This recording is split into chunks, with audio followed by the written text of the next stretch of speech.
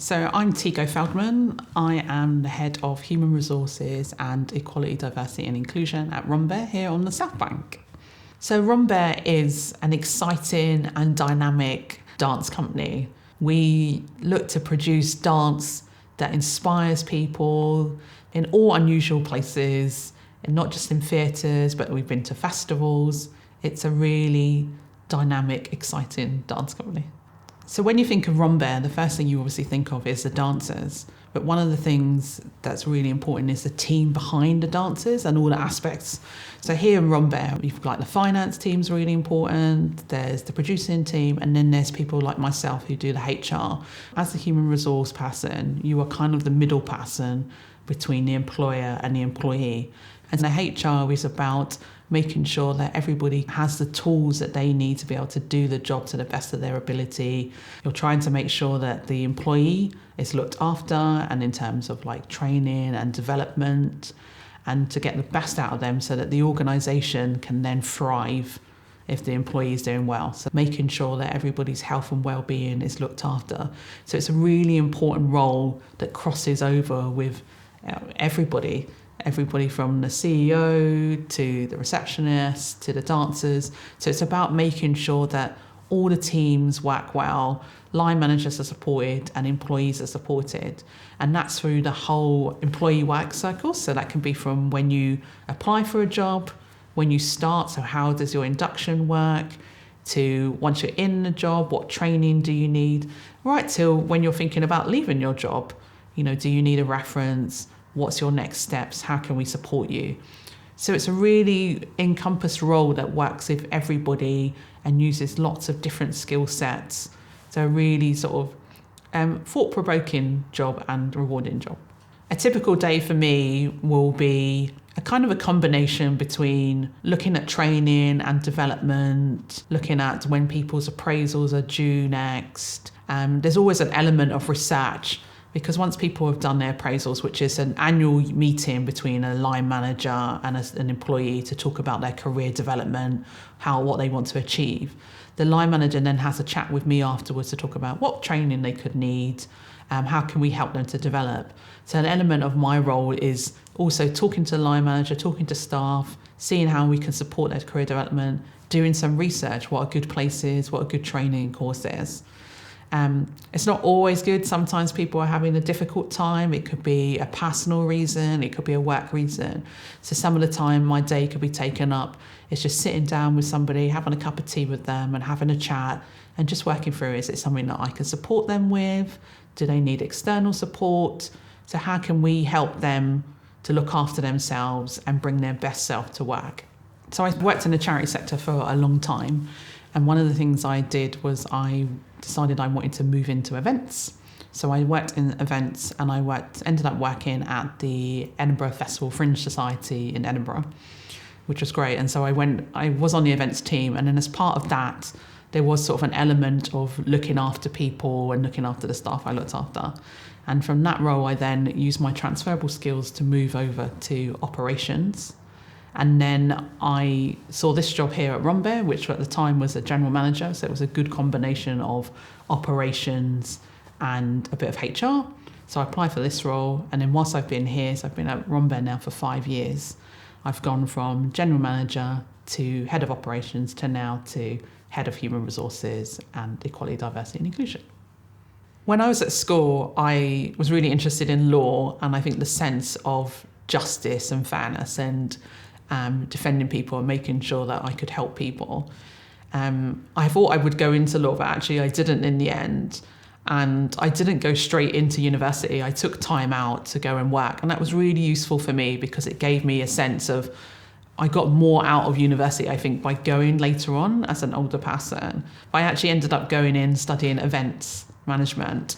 And then from that, I carried on working again and I freelanced. And then eventually I went on and did a master's. But I would say that for my role, and for a lot of roles in the arts, you don't need a university degree. It's really important actually to have transferable skills. So thinking about the things that you've done in any job or any volunteering and how that translates. So I moved from operations to HR because of the transferable skills, what are suitable, what had I learned before. The same thing from events. I went from events to operations.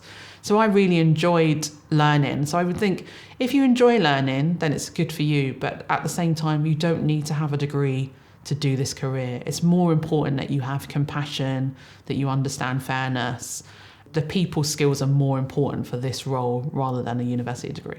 So I think that a good entry into creative industries is thinking about your transferable skills. So if you've worked in a supermarket, you're going to have brilliant customer service skills, you're going to have great finance skills. So then all of these roles, when you see an administrative role in a creative environment, taking those transferable skills and saying, actually, I have that experience, and that's a good starting block.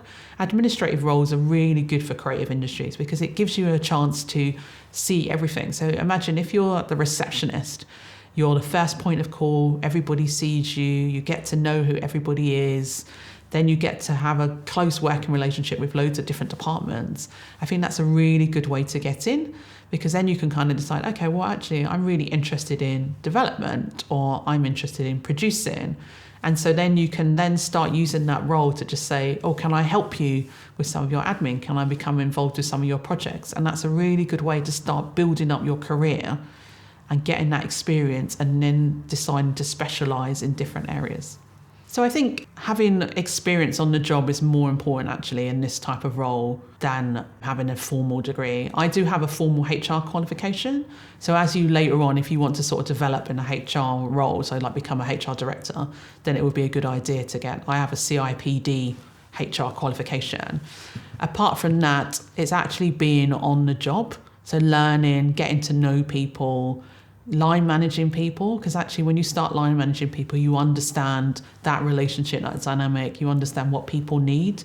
That's the best way, I think, for these kind of jobs, is to really just get stuck in, work your way around, and also maybe do HR in different types of creative industry roles. So try a theatre, try different areas. I think for anybody that's interested in going into HR, it is a role that you can grow and develop in, and you can start at a junior level. So finding a junior entry level role, you can go in from any kind of administrative role and start doing a bit of HR admin, and that way you can sort of move your way up. HR is really interesting in that you can be generalised, so you have a bit of knowledge of everything. So that could be recruitment, learning, development, or you could decide to specialise, and you could be somebody that says, okay, I'm going to specialise in becoming in recruitment. And so obviously everyone knows of recruitment agencies, and that's a specialised field. Or you could say, I've now become a bit more specialised in equality, diversity and inclusion. So that's another area. So finding out also what things interest you, and that could be something that you get over time while you're doing the job, finding out what areas interest you and going into. If I had to give myself advice looking back on my career, I would probably say enjoy the job that you're in at the time, and each job has been a stepping stone to another job. So sometimes if you're doing a role and you're not sure where that's going to lead you in your career, always give it the best that you can, because you don't know how it's going to open up. And so I think what's been really interesting for me going into HR is that when I came into this role having come from an events background, and when I look back, I think, oh, actually, hang on, I had volunteers that I looked after. I had staff members I looked after. So there was an element of HR in there. And as I said, when I was at school, I was really interested in law. And so now I've got an aspect of, I'm thinking about employment law, and I'm, making sure that things are fair and that people are treated correctly.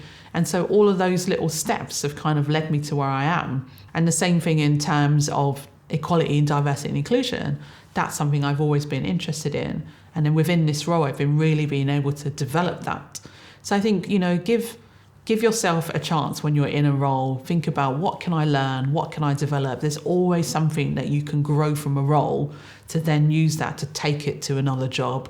Again, taking those transferable skills, even if they don't seem like they're that important, maybe in the next role, they might be really important. Like, what can you use to help you step up in your next role? Diversity is really important in all sectors, but especially in the arts and creative sector, because the artwork that is produced should be for everybody. And therefore, the people that work within the sector should also be representative of everybody in society. it's really important that we give everybody a voice, a chance to be heard. That's the most important thing, I think, for me when I talk about diversity. It's about giving people a voice, giving people an opportunity, reducing barriers, so that if you are interested and you want to become either an artist or you know, like me, I feel like I'm a facilitator of the arts. I like to ensure that artists have an opportunity. Then it should be about everybody who wants to be involved being part of that, being able to have your voice heard, being able to have as many opportunities to get involved if you want to. And again, it's about choice. You may not want to, but if you want to be a part of that, there shouldn't be barriers in place that prevent you from being able to be involved. I've come from a working class background. My parents were not born in the UK. It was hard for them. And I think that for them, it was about education and making sure that you got a degree and making sure that you either worked in law or you worked in medicine. But for me, I found people that I like working with in the creative industries and the arts. And so it was really important. It was an opportunity for me to find out who I was and to become a bit more of myself in that. And I feel like if I can do it, then anybody can do it. And so just having that confidence to just make sure that you go, you strive for who you are, like find out who you are as a person and just really push forward. It isn't easy. There are barriers. And as we've talked about in terms of diversity and access, there's always going to be barriers. But if you have that determination, just keep pushing, pushing yourself forward and opening new doors, and you should hopefully find your way.